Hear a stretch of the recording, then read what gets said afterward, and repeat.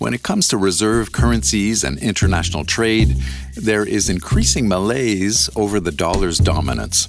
But what's the alternative? Is it sitting in a vault in New York City? So the other thing you learn when you go down to the basement of the Federal Reserve Bank of New York is how heavy a bar of gold is. They play a trick on you where you walk over to one loose bar sitting on a table and they say, pick that up, and it's almost impossible for someone of my size to do. Gold is awkward for use in cross-border payments. If you're facing financial sanctions in the dollar, there's a good chance you'll be facing them in other major currencies as well. So the move into gold is also an expression of that inability to avoid financial sanctions amongst the major reserve currencies. I'm Barry Eichengreen. I'm a professor of economics and political science at the University of California, Berkeley. I've been in and out of the IMF building off and on over the years, most notably during the Asian financial crisis when I was a senior advisor. I'm Chima Simpson-Bell. I'm an economist at the IMF and currently in the Africa department where I cover Mali. But previously I was in the statistics department working on balance of payments issues, and it was in that context that I started working on the issues that we'll talk about today. Eichengreen and Simpson-Bell, along with Serkan and Arslanalp, have long studied the dynamics of reserve currencies. Their most recent paper, titled Our Underappreciated International Reserve System, was published by the National Bureau of Economic Research. Great to have you both here. Welcome to the podcast. So I did a podcast last year, not so long ago, with Ken Rogoff, whom you both know, I'm sure, about his book called Our Dollar, Your Problem, where he talks about essentially the arrogance of the U.S. in the early 70s when they blew up the gold standard and cleared the way for dollar dominance, and the rest is history, as they say. But your research suggests that things may finally be shifting, at least to some degree. How significant are those indications that the dollar may be losing its grip? There are mild indications in the data that the dollar's grip may be loosening, but there is a lot of chatter around the dollar of a sort that we haven't seen since the 1970s. And I think even more concern is being expressed in global circles than was expressed then.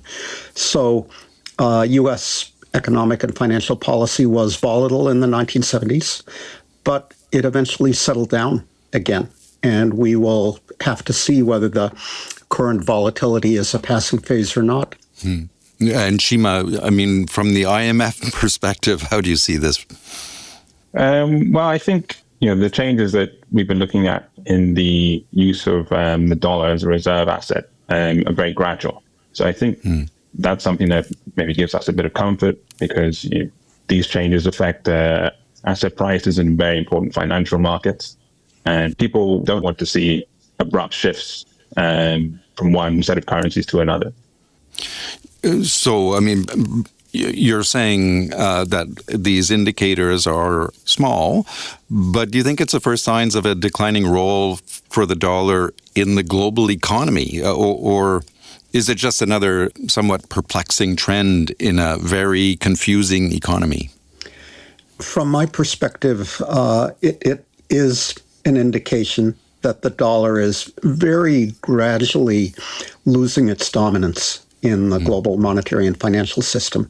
So we see that in the currency composition of foreign exchange reserves, where the dollar's share of allocated or identified reserves has fallen from a bit more than 70% of the global total at the beginning of this century to a bit less than 60% now. We see it in the share of U.S. Treasury securities that are held by foreign central banks around the world, which has also been falling in recent years.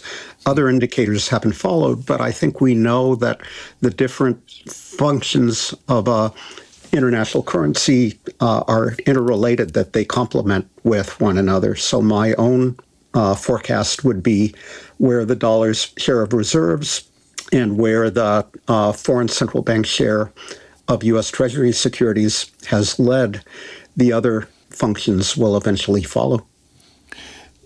So at some point in your research, you suggest that the small decline that you've picked up on, in part at least, is due to some competition from other currencies outside of the so-called Big Four. You know, the dollar, the yen, the euro, the pound, the British pound. So, are there, in your opinion, any realistic alternatives to the dollar at this point? So the facts first. The currencies of the other two big economies, other than the United States, the euro area and China, have basically gained no market share in terms of share of global foreign exchange reserves. 3/4 of the market share that the dollar has lost has been gained by these non-traditional reserve currencies of small, open, well-managed economies. Over the quarter century, the Chinese renminbi had gained a bit of ground, but what's striking is that in the last 2 or 3 years, it has lost global market share in terms of reserves to the Australian dollar, the Canadian dollar, the South Korean won, 3 of the non-traditional reserve currencies whose role we identified. And I think that makes sense, that these currencies of small issuers are easier to buy, sell, hold, and trade. You know, we all carry in our pockets a device, a cell phone, where we can trade currencies. So bid-ask spreads on these non-traditional reserve currencies have come down over the years to the same neighborhood as those on the big currencies. All that said, these are small economies compared to the United States. They can't substitute for the dollar at scale. They can usefully supplement other sources of global liquidity, but they lack the size, they lack the scale to substitute for the dollar, if that's what you're asking, Bruce. Yeah. And Chima, I mean, I'm interested in hearing, the perspective from you guys who track and monitor currencies and work very closely with central banks. Is there anything out of your research that may have, raised eyebrows in terms of what central banks are holding or trends that you may have indicated in your working paper? Yes, I think, as Barry was mentioning, I think people would be surprised that if we identify a fall in the share of the role of the dollar in the international financial system, you would expect kind of bigger economies such as the Eurozone or the China to kind of fill that gap. So I think it's surprising to people to see that the shift has been into smaller currencies that, as Barry said, don't have the same scale and liquidity as dollar assets and the U.S. Treasuries, for example. And so there's a bit of a tension there from our perspective, because there are only a certain number of currencies which are eligible as international reserves. International reserves have to be available during tough times when asset prices could be moving very quickly, when you have a global downturn, and not every currency maintains its value in those more turbulent situations. So, to the extent that reserves are being shifted into these small, well-run economies, like the Canadian dollar, Australian dollar, Korean won, there's not so much concern, I think, but we do have to keep an eye on what else are central banks or other institutions that do similar things to central banks in terms of holding foreign assets. Where are they putting their money? Bruce, if I can add 2 other things that I was struck by. Number one, in terms of the dollar's role, we find an important role for political alignment with the United States, as well as economic links. So some of the standard stories in the literature point variables like how much does a country trade with the U.S., how tight are its financial relationships with the U.S., and we confirm that those things still matter for countries' reliance on dollar reserves. But in addition, political alignment measured by things like whether countries vote the same way in the United Nations General Assembly seems to matter as well. And that's potentially important in a world where geoeconomics matter more, where people talk about competing economic and political blocs, one perhaps centered on the U.S., one perhaps centered on China. The other thing we find is that the demand for gold depends, as people have written before, on the standard economic variables, how much global economic and financial volatility there is, whether a country has a flexible exchange rate regime so it can lock up more of its reserves in gold. Yeah. But in addition to that, we find that U.S. financial sanctions matter, and that it's not only the case of Russia, but more generally, countries that have been on the receiving end of U.S. sanctions have tended to shift more of their reserves in the direction of gold. You just said a lot. So I'm going to back up a little bit here. So I was going to say that in your working paper, as I was reading through your working paper, there were things that jumped out at me. And one was this idea that the renminbi, wriggling its way into the reserves world somehow, for me, was a surprise. But the other was gold. And you just touched upon that. And how central banks are essentially buying up gold again. So let's start with gold. What is that about? Like, how did that start? Well, it started historically, of course, as, central banks have a long history of holding gold. And advanced country central banks inherited quite a bit of gold reserves from the past, from their gold standard days and their Bretton Woods days. So advanced country central banks are not the ones who've been buying.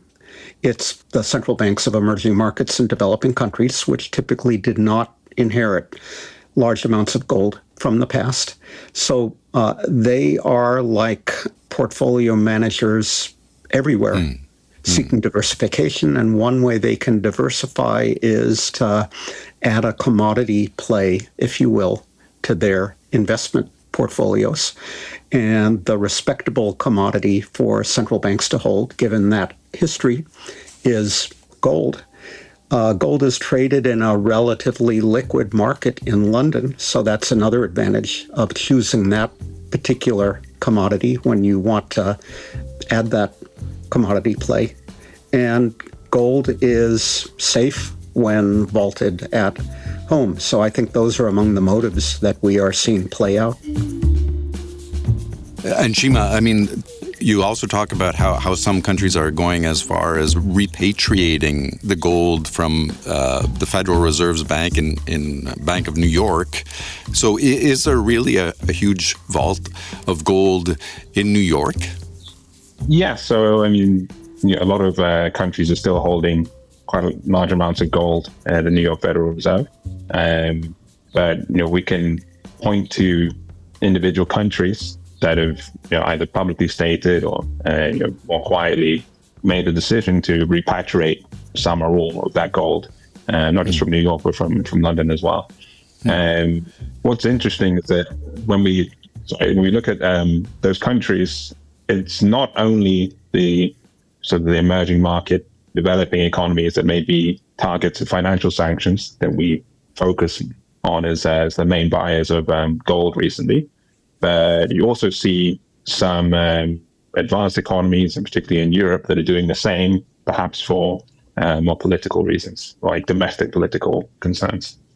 So, Bruce, I would add that if you are fortunate enough to visit the Federal Reserve Bank of New York, one of the officers, in other words, a senior economist, can take you down to the basement, and you are able to see the cages that contain the gold of foreign central banks and others. It's quite a sight. But I agree with what Chima said before. Some central banks are bringing their gold back home to keep it safe, free from potential sanctions. But other central banks do so simply as an expression of national sovereignty. So we see that there has been popular pressure in France, popular pressure in the Netherlands, popular pressure in Germany to bring back home gold previously vaulted in London or New York, simply in reflecting the feeling that this is part of the national patrimony and we should keep it at home. So you made this sort of link between sanctions and the gold. How does that work? Like, why would Russia, for example, have more gold than U.S. dollars? So Russia basically doubled the share of gold in its total foreign reserves between 2014, its annexation of Crimea, and 2022, when its war with Ukraine broke out. In 2022, a coalition of other countries, mainly Western countries, froze Russia's bank deposits and security holdings in the West, but couldn't freeze Russia's gold because Russia had brought that gold back home to Moscow and St. Petersburg. It's a way of getting around sanctions. If they're not holding U.S. dollars, or the impact of sanctions is diminished tremendously then. Right, but it also diminishes the liquidity of those foreign reserves. So the other thing you learn when you go down to the basement of the Federal Reserve Bank of New York is how heavy a bar of gold is. They play a trick on you where you walk over to one loose bar sitting on a table and they say, pick that up, and it's almost impossible for someone of my size to do. Gold is awkward for use in cross-border payments. There is a famous story of a certain South American country buying oil field services from a certain country in the Middle East and paying for those services with gold. The purchaser of the oil field services had to hire a fleet of 747s to transport the gold bars. Oh, my God. If I could just add a point to this as well. I think that your question also comes back to the lack of realistic alternatives to holding a large share of your reserves in the dollar. So if we look just amongst currencies, if you're facing financial sanctions in the dollar, there's a good chance you'll be facing them in other major currencies as well because of the system of alliances between the issuers of these currencies. So I think the move into gold is also an expression of that inability to avoid financial sanctions amongst the major reserve currencies. Okay, so a country like Russia has its reasons for not holding too much U.S. dollars, given the sanction issue, but they have also been buying up. This is one thing that I was surprised to read in your working paper, that, they bought up renminbi to the point where they essentially hold most of the renminbi on the market that's available on the market. So given that the renminbi has had its moment, as we sort of touched upon a little earlier, what are the chances that it ever does become a real contender as a reserve currency, given its closed banking system? So the first rule of forecasting is give them a forecast or give them a date. So if you do not, never give them both. If you don't press me for a date, I would say the chances are good that the renminbi, given enough time, can become a consequential international and reserve currency. China is a large economy. It has been moving on a variety of policy fronts to try to foster international use of its currency, from building a correspondent banking platform, the cross-border interbank payments system, to having its central bank extend swap lines to renminbi swap lines to foreign central banks, a variety of other measures. So it's putting the relevant infrastructure in place. You're right, Bruce, that to the extent that its markets are not completely accessible due to financial capital controls, that increases the difficulty. There's an element of regulatory arbitrariness that may discourage foreign users. And I think there's also an issue of transparency and so forth. The People's Bank of China is not an independent central bank. And I think central bank independence is one important foundation stone for a leading international and reserve currency. So that issue bears on China. It bears, as we speak, also on the United States and the dollar. And Chima, I'm also interested in hearing your perspective on this in terms of, how the international financial institutions are watching the renminbi. I mean, the IMF brought it into the SDR basket not that long ago. Right. There's obviously some interest there. What's your take? Yeah, so I would say the inclusion of the renminbi in the SDR was a recognition of the increasing role of the Chinese economy and the world economy, its role for many countries as a trade partner and as a destination for foreign investment. And so I think what we see now is a bit of a disconnect between the size of China's role in the economy and its use as a reserve currency and a currency in other functions. So that's something that's been highlighted by our research department in the 2025 external sector report.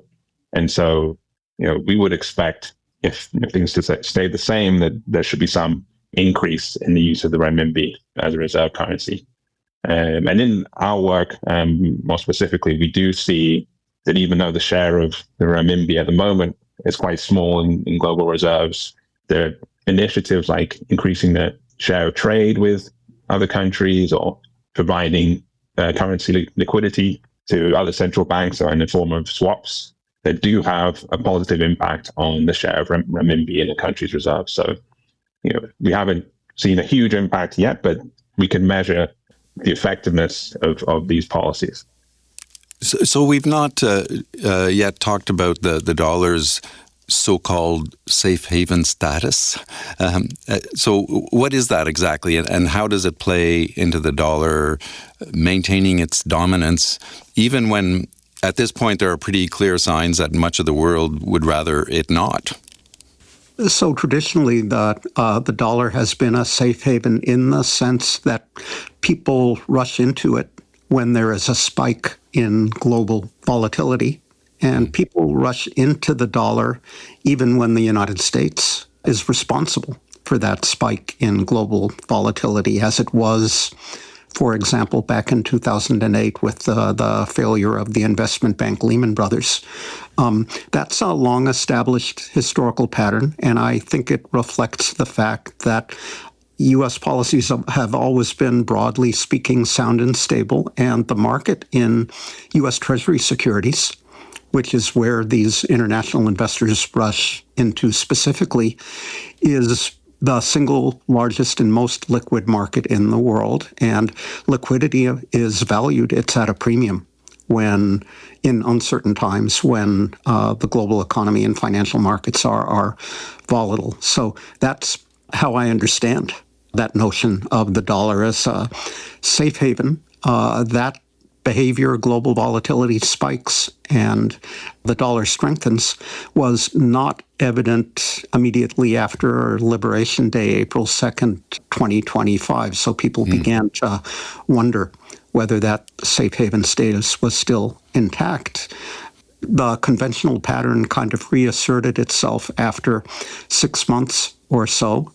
And in the 2 days after war in the Gulf broke out, first two trading days, March 2nd and 3rd, the dollar strengthened against the other major currencies by about 1.5 percentage points. So is that an indication that that safe haven status is intact? The dollar moved in the requisite direction, but given the magnitude of the shock, should it have moved by more? And the fact that it didn't may be an indication that investors, at least some of them, are having second thoughts. It's too early to tell.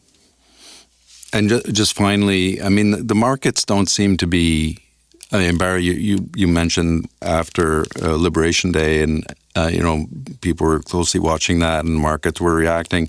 But it seems, at least to me, that the markets are not reflecting this sentiment about whether or not the dollar should maintain its dominance in the global economy. Am I wrong about that? So there are some indications, for example, what people refer to as the convenience yield on U.S. Treasury securities seems to have withered and all but disappeared. Convenience yield means that people are willing to hold U.S. Treasury securities at a lower interest rate or lower yield than other securities with an adjustment for exchange rate risk and so forth. So that convenience yield in the past has been noticeable. At the moment, it no longer is.